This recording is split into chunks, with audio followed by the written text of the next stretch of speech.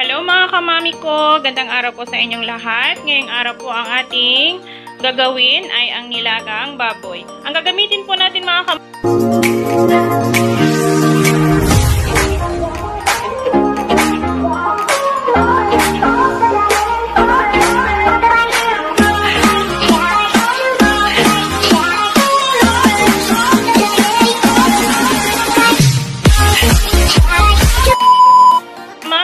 ay ang liempo at ang ating gagamitin ng mga sangkap. Mayroon po tayong repolyo, mayroon po tayong bagu beans, mayroon po tayong patatas, at mayroon po tayong bell pepper, at mayroon po tayong sibuyas, tsaka bawang, at mayroon din po tayong pamintang buo. Pamintang buo po yung gagamitin natin mga kamami dahil po ito ay nilagang baboy at ito po yung ating pampalasa. So ngayon mga kamami, maghihiwa lang muna ako ng ating mga sangkap at atin na po itong igigisa. So ngayon mga kamami ko, atin na pong hihiwain ang ating mga sangkap para po sa ating gagawin nilagang baboy. So ngayon pakita ko sa inyo kung paano pa natin ito hiwain. Itong gagawin mga kamami, pupulin na po natin sa isda. Mahaba lang po yung paghihiwa. Bali, ganito lang po.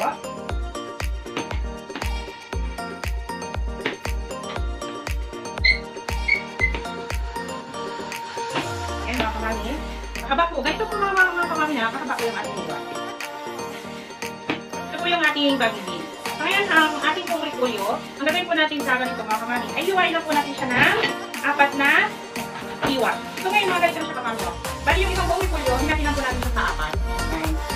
Ngayon naman po, hiniwain po natin yung saging. Yung saging, hiniwain lang po natin ng paganito. Nasa sa inyo po kung buo nyo po ilalagay yung saging or sabi nyo po sa gitna, saging yung natin po sa gitna. Para po mas lumabas po yung lasa ng saging nyo sa gitna. Saling-saling po. So, yung mga kamami, ayan.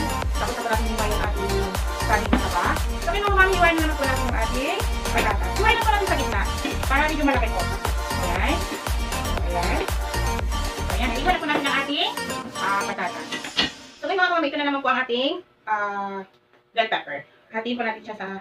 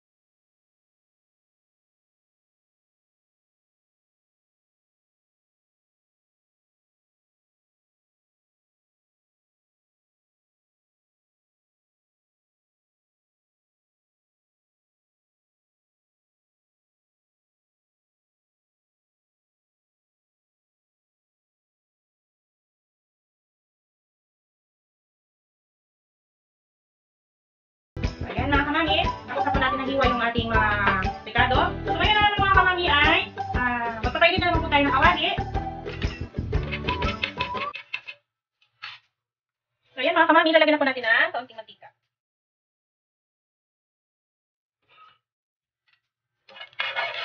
Ayan, mainit na. Lalagyan natin po yung bawang.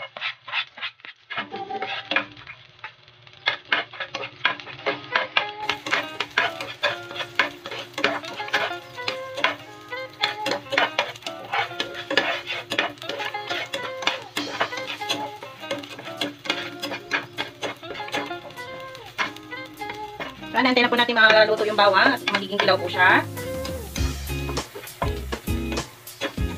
Ayan, luto na po yung bawang. Ngayon po isusunod na po natin yung sibuyas.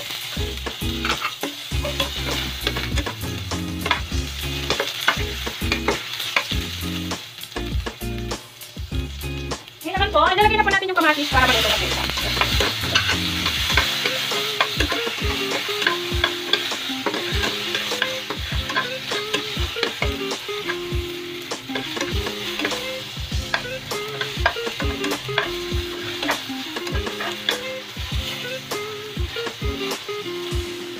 Ayan, hindi naman ako na po yung kamatis.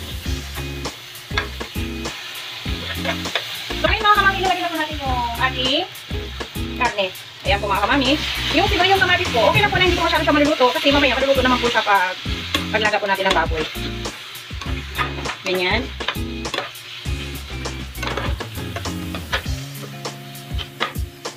So ayan mga kamami, ang gagawin po muna natin ngayon ay tatakpan po natin siya para po magkatas po siya sa sarili niyang katas.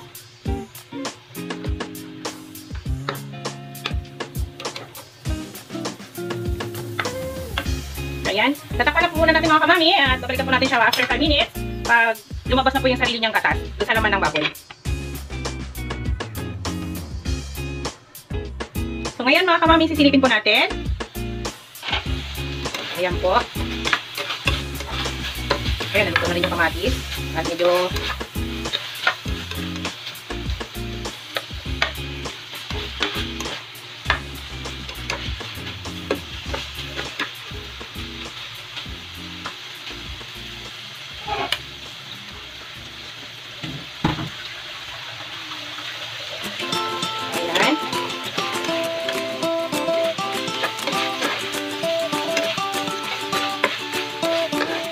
so ngayon mga kamami, yung gagawin po natin ay lalagyan na po natin siya ng sabaw para po palambutin po natin yung karne.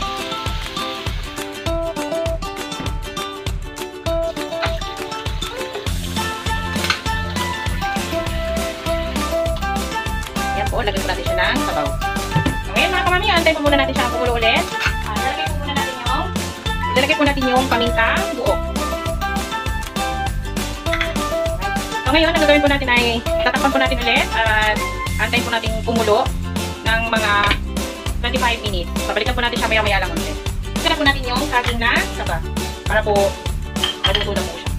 Sabay na po natin mga kamami ang patatas. Ilagay natin po natin yung siling bell pepper pala.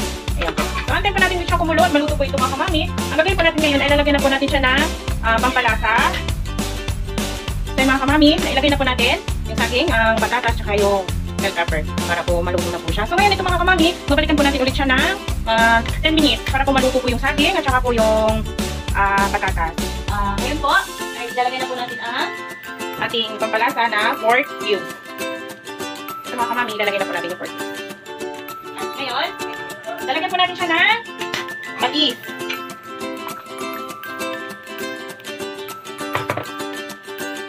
Ang aking ilalagay mga kamami ay patis. At dagdagan na lang po natin ng konting asin para po masarap yung lasa.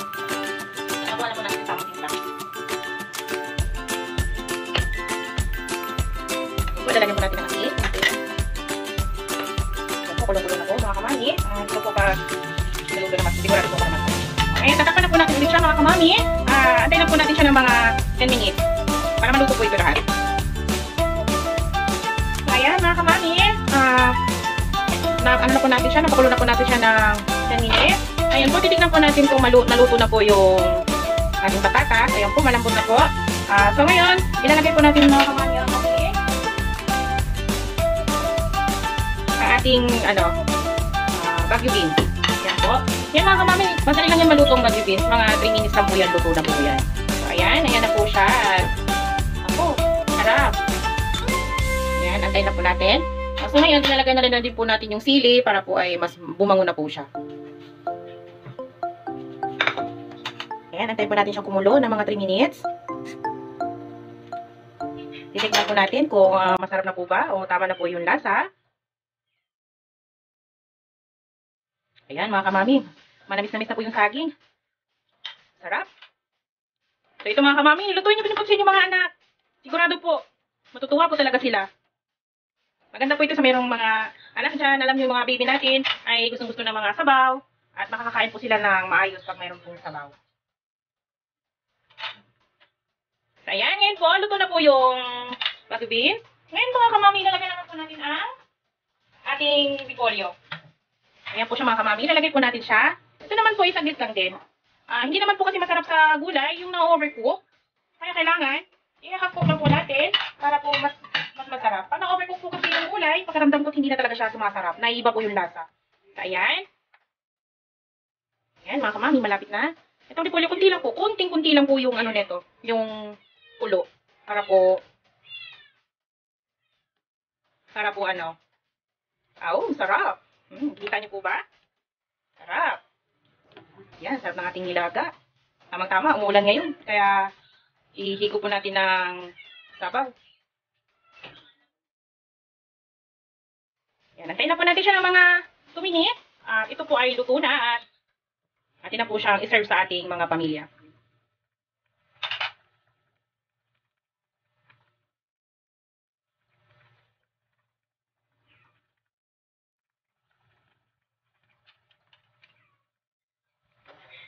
So, ayan.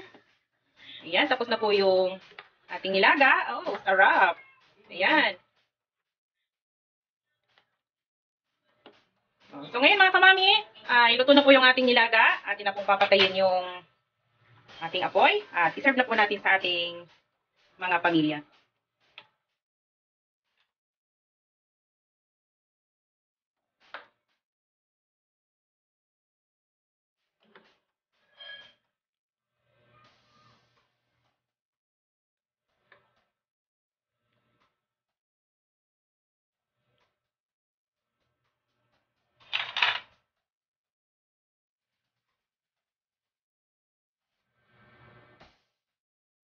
So, ayan mga kamami. Natapos na po natin iluluto yung ating nilaga. Ito na po siya. At ayan na. So, ngayon, ready na po natin siyang i-serve sa ating mga pamilya. So, ngayon mga kamami, sana po magugustuhan nyo po yung aking pinaghanda para sa inyo. So, ayan mga kamami.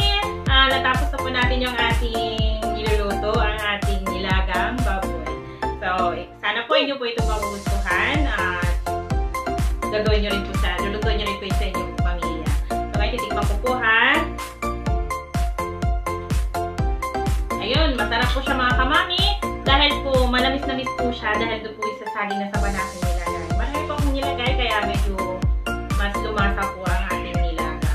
So, mga kamami, sana po inyo nagustuhan ang aking niluto para sa inyo. Maraming salamat po. At mga kamami, sa inyo pong nanonood, pakisubscribe na din po yung aking channel, Mami Yazki Vlog. At maraming salamat po. At pakihit na rin po yung bell button para po ay man-notify po kayo every time na meron po akong i-upload na bago po pong niluluto para po mapanood din po ninyo. So ngayon, ako ito ay magpapaalam na. Maraming salamat po ulit. At I'm Mami Yazki. Magandang araw po sa